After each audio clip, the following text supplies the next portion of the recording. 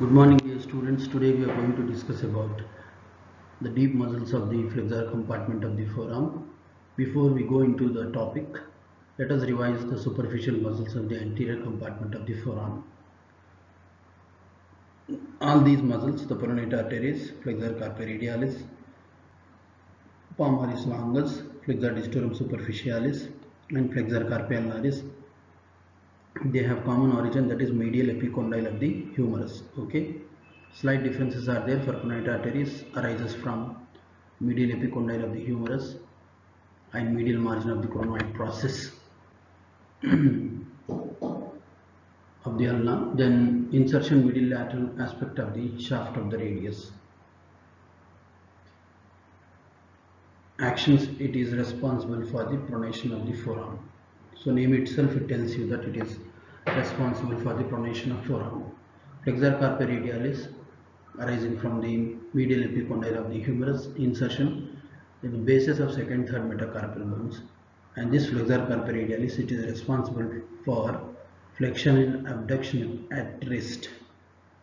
Then palmaris longus also arises from medial epicondyle of the humerus, insertion into the flexor retinaculum and palmar aponeurosis of the hand, and flexion at the wrist joint. That is the action of the palmaris longus. Flexor digitorum superficialis, origin is from the medial epicondyle of the humerus, medial border of chronoid process of ulna, anterior oblique line of the shaft of the radius. Insertion, the four tendons of the flexor digitorum superficialis, they are inserted the sides of the middle phalanx for four medial fingers. Okay, so what are the four medial fingers? We have the ring finger, then we have index finger, little finger, and middle finger. So medial four fingers, they receives the tendon of the flexor digitorum superficialis on the sides of the middle phalanx. So action of flexor digitorum superficialis is flexion at proximal interphalangeal joint and metacarpophalangeal joints, and also the wrist joint. Then flexor carpi ulnaris, this muscle arises from the medial epicondyle of the humerus and medial aspect of the olecranon process and posterior border of ulna. Insertion into the pisiform bone. So flexion and adduction at the wrist joint, that is the action of flexor carpi ulnaris. So all these muscles, so pronator teres, flexor carpi radialis, palmaris longus, flexor digitorum superficialis, and flexor carpi ulnaris, they originate from the medial epicondyle of the humerus, right, and they are supplied by median nerve. All these muscles are supplied by median nerve except the flexor carpi ulnaris, it is supplied by the ulnar nerve, because the name itself tells you that the flexor carpi ulnaris, it is supplied by ulnar nerve. So this is about the superficial muscles of the anterior or the flexor compartment of the forearm, which we have discussed in the previous lecture. Now let us move on to the deep muscles of the flexor compartment of the forearm. Deep muscles of the flexor compartment of the forearm, they are arranged in two layers. Superficial layer, the muscles are the flexor pollicis longus and the flexor digitorum profundus. In the deep layer, we have one muscle, that is pronator quadratus. So deep muscles of the anterior compartment of the forearm supplied by interosseous branch of median nerve, except the medial half of flexor digitorum profundus, which is supplied by ulnar nerve. Okay, so that means this muscle, flexor digitorum profundus, has dual innervation. Okay, then deep muscles of the anterior compartment of the forearm, the flexor pollicis longus, flexor digitorum profundus, and pronator quadratus. Flexor pollicis longus arises from upper 3/4 of the anterior surface of the shaft of the radius. So from the shaft of the radius and also from the interosseous membrane between the radius and ulna. Insertion at the base of the distal phalanx of the thumb. Action of flexor pollicis longus, flexion of IP joint, interphalangeal joint, and metacarpophalangeal joints of the thumb. Flexor digitorum profundus. Most of the anterior and medial surface and posterior border, medial surface of the oligoclonal process and interosseous membrane. Okay, so mostly it is arising from the ulna. Insertion into the base of the distal phalanges of medial forefingers. Action of the flexor distorum profundus, flexion of proximal and distal interphalangeal and metacarpophalangeal joints of the medial forefingers. Pronator quadratus arises from the oblique ridge and lower one-fourth of the anterior surface of the ulna. Insertion into the lower one-fourth of the anterior surface of the radius and a triangular area above the ulnar march of the radius. It is the chief pronator of the forearm. Innervation. Nerve supply. All these muscles they are supplied by anterior interosseous branch of the median nerve. So all these muscles are supplied by median nerve except the medial half of the flexor distorum profundus supplied by the ulnar nerve.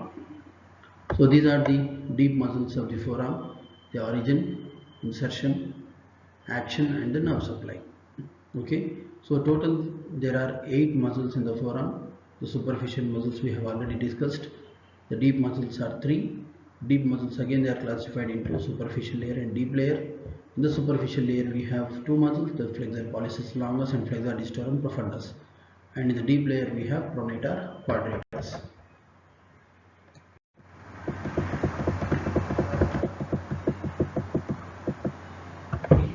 So again, to have a in detail about the flexor pollicis longus, I can show you the muscle over here, the flexor pollicis longus. It is arising from upper 3/4 of the anterior surface of the radius. You can make out this is the radius bone, upper 3/4 of the anterior surface of the radius, below the oblique line, and also from the interosseous membrane. Direction of the fibers they run downwards to form a flattened tendon that passes deep to the flexor retinaculum and enters the palm. Insertion palmar surface of the distal phalanx of the thumb. You can see here this is the insertion of flexor pollicis longus. So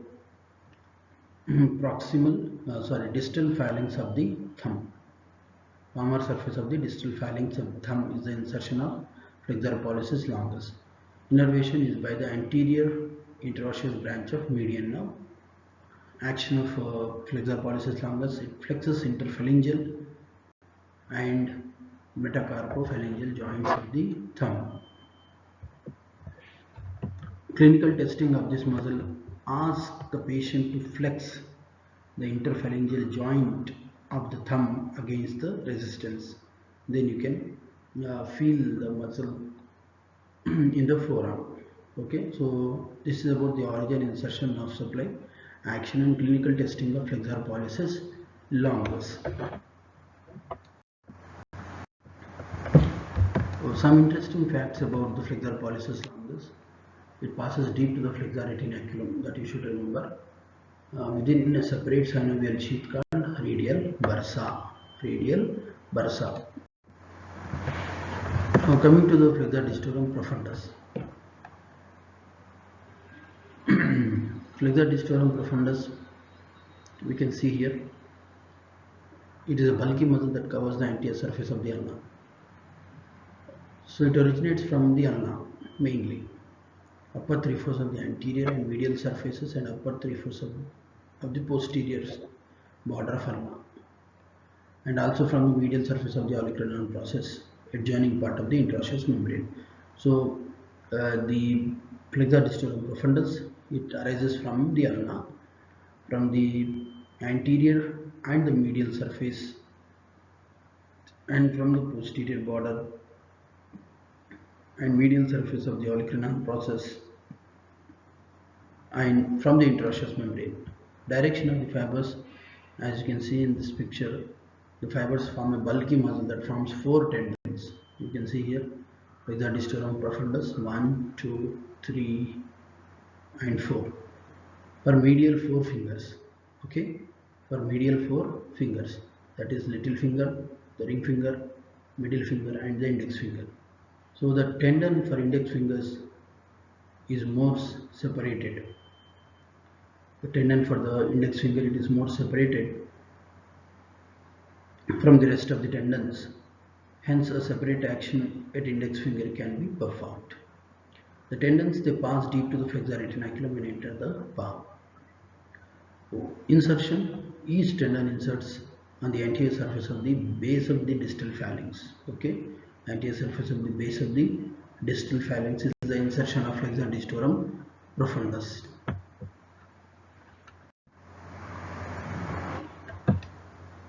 Innervation, the flexor digitorum profundus, it is supplied by the medial half by the flexor digitorum. Medial half of the flexor digitorum profundus is by the ulnar nerve, lateral half by anterior interosseous branch of median nerve. So it has a dual innervation. Action of the flexor digitorum profundus: flexion at distal interphalangeal joint and flexion at proximal interphalangeal joint and metacarpophalangeal joints and wrist joint.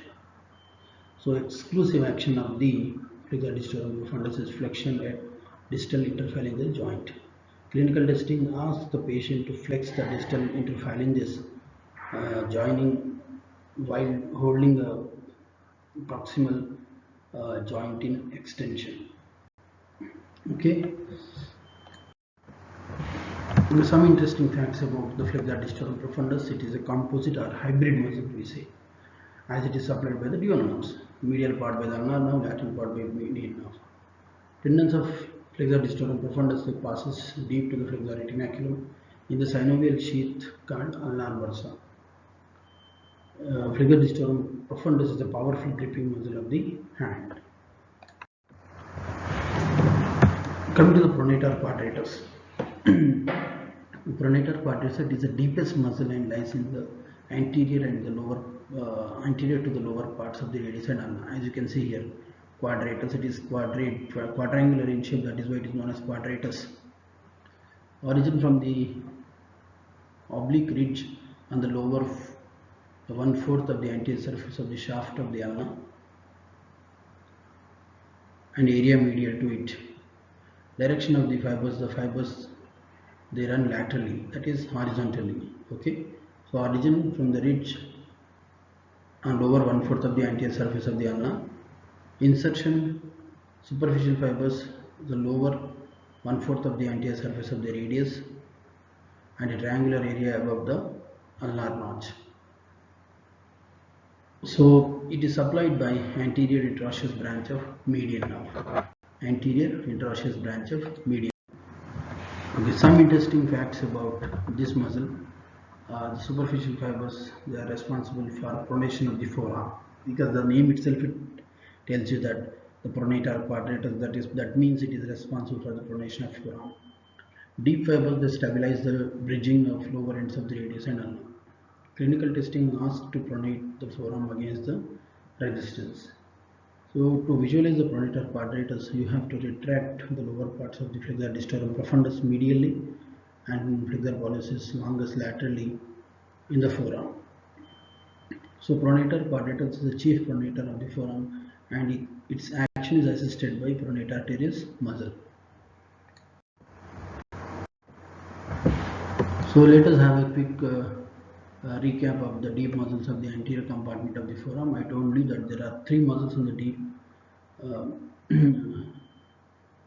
deep muscles in anterior compartment: flexor pollicis longus, flexor digitorum profundus, and pronator quadratus. Flexor pollicis longus arises from the radius and interosseous membrane.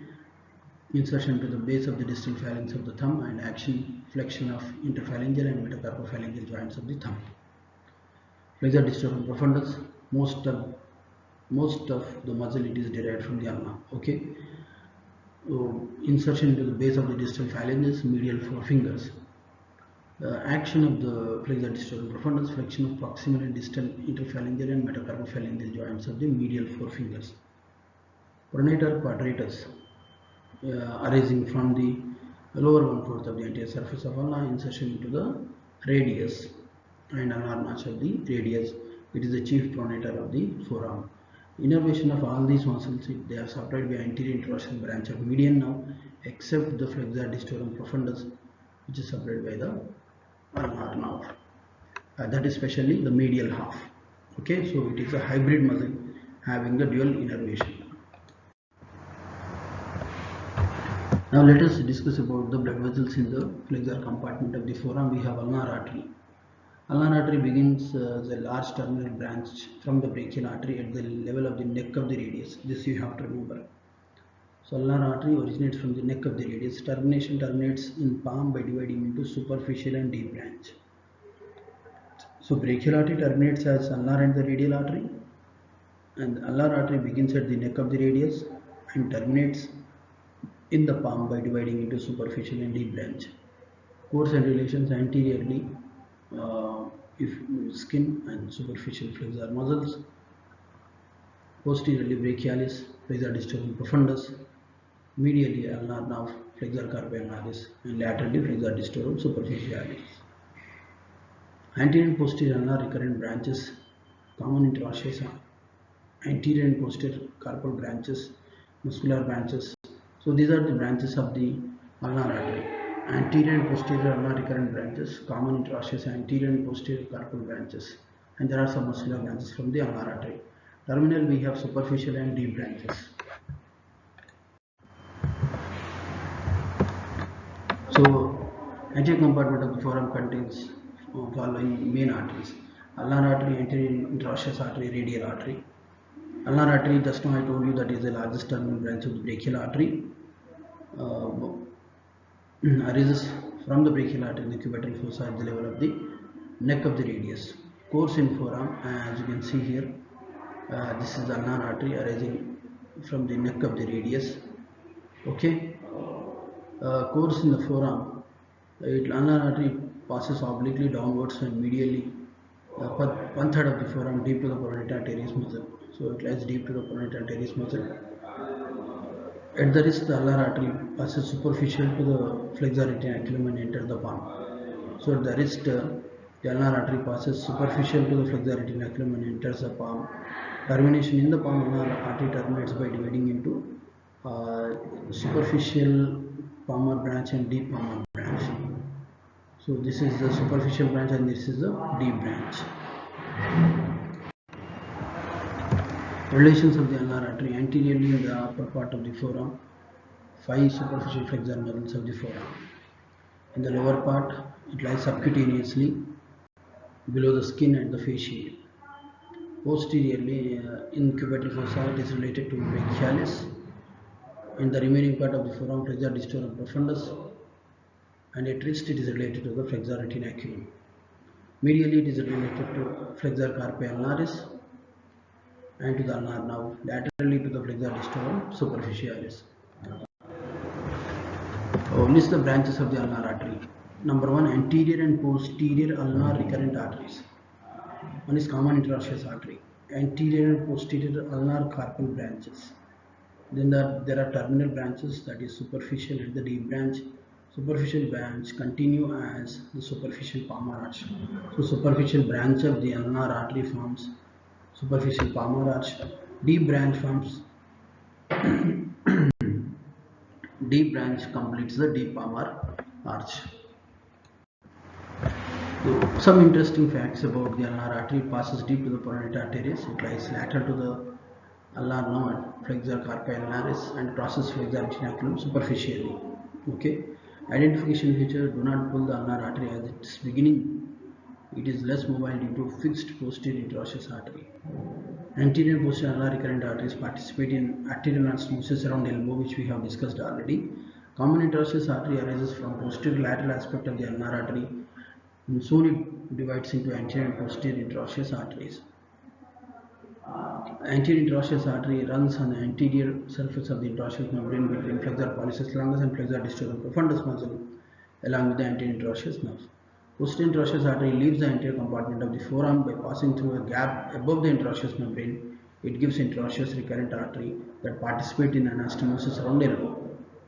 So anterior and posterior ulnar carpal branches, they participate in the anastomosis around the wrist joint. So these are the branches and some interesting facts about the ulnar artery.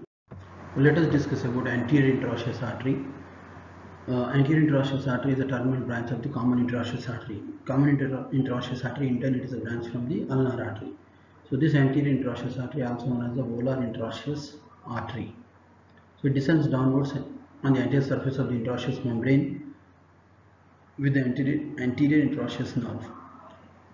At the upper border of the plantar teres muscle, the artery pierces the interosseous membrane to enter into the posterior compartment of the forearm. So later the artery passes deep to the extensor retinaculum to join with the dorsal carpal arch. So branches from the anterior interosseous artery, we have muscular nutrient artery to the radius and ulna, and median artery only in 8% of the subjects that runs with the median nerve. And then coming to the radial artery. Radial artery is a smaller terminal branch of the brachial artery, as you can see here. So it is most commonly used for pulse examination, the radial artery. Beginning the radial artery is a smaller terminal branch of the brachial artery arising at the level of the neck of the radius in the cubital fossa. Okay, it passes downwards towards the wrist, just slight lateral convexity. Okay, it leaves the front of the forearm by winding around the lateral aspect of the wrist.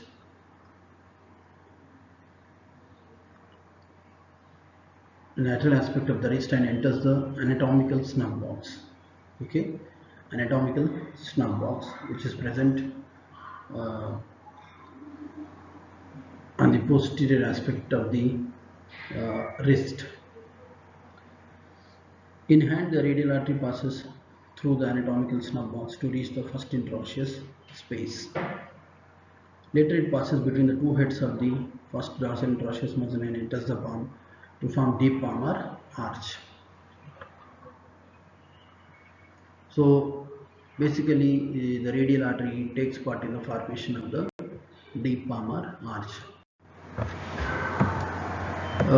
Termination of the radial artery continues as deep palmar arch in the palm. So we can see here the palmar carpal branch and superficial palmar branches of the radial artery. Relations in the forearm: anteriorly we have brachioradialis.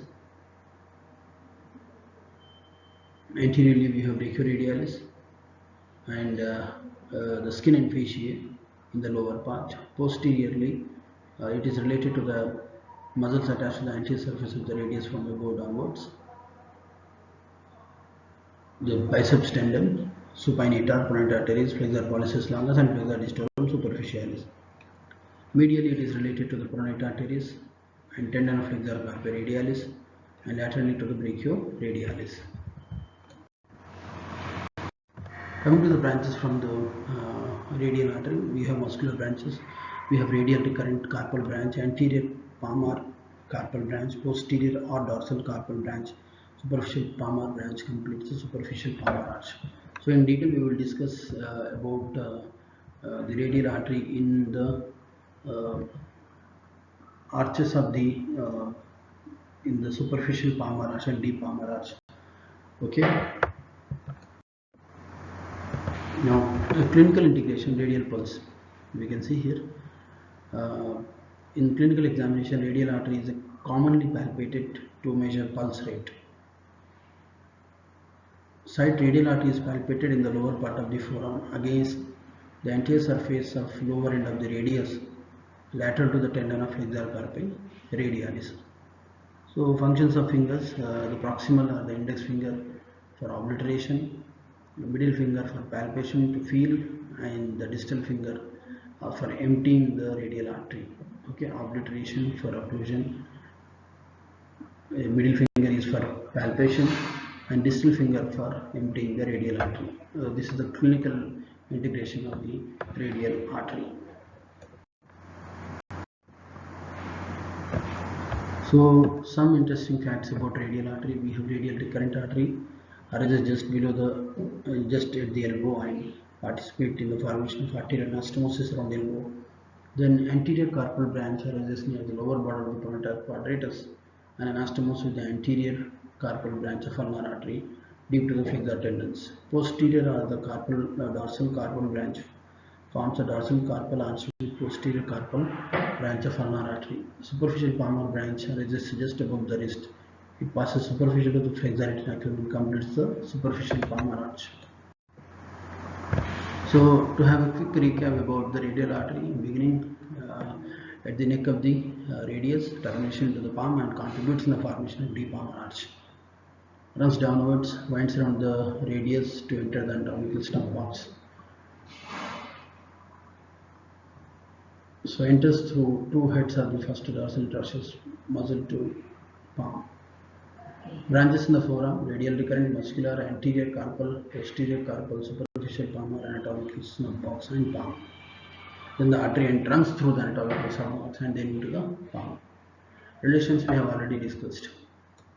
Coming to the nerves of the front of the forearm, the flexor compartment of the forearm has got three nerves, the ulnar nerve, and median nerve, and the radial nerve. I am not going to discuss in detail about these nerves because you have separate class for the radial nerve, and you have separate class for the median nerve, and you have separate class for the ulnar nerve. So we have discussed in detail about the muscles in the flexor compartment of the forearm, the superficial and the deep muscles, their origin, insertion, nerve supply, action. Okay, and we have discussed the blood vessels which are present in the flexor compartment of the forearm, that is about the ulnar artery and the radial artery, and in detail there are separate classes for these three nerves which will be covered in those classes. So if you have any clarifications, you can ask me regarding the origin insertions of the muscles of the flexor compartment of the forearm, and about the ulnar artery and the radial artery. Thank you.